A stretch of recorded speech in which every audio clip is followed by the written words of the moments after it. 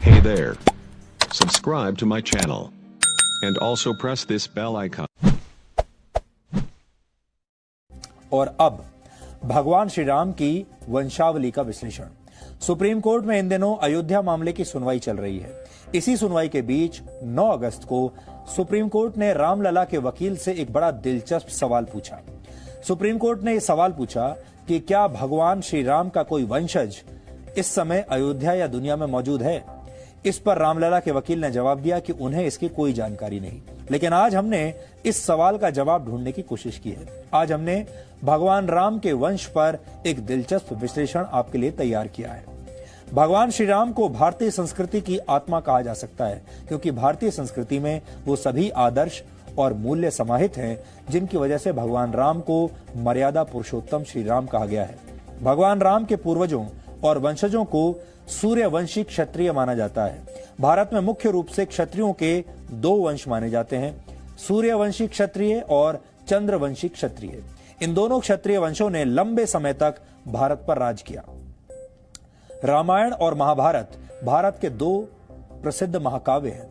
रामायण सूर्यवंशी क्षत्रियों का इतिहास है और महाभारत चंद्रवंशी क्षत्रियों का इतिहास है। भगवान राम सूर्यवंशी थे, लेकिन राजा भरत और उनके वंशज पांडव और कौरव चंद्रवंशी थे। प्रसिद्ध ग्रंथ श्री रामचरितमानस में भगवान राम के वंश को बार बार रघुकुल कहा गया है। रघुकुल का अर्थ है राजा रघु का परिवार। इसी परिवार में राजा दशरथ के पुत्र राजा राम हुए। रामचरितमानस की एक बहुत प्रसिद्ध चौपाई है जो आपने भी कई बार सुनी होगी, गाई भी होगी। इस चौपाई में भगवान राम के वंश के गुणों का वर्णन है। रघुकुल रीत सदा चली आई, प्राण जाई पर वचन न जाई। आपने सुना होगा।